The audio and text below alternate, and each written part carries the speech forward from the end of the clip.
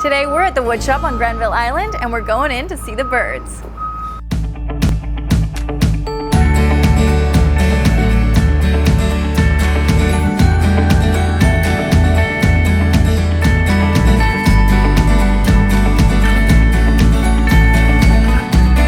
The woodworker Doug makes designs and puts together every single piece that comes out of the shop.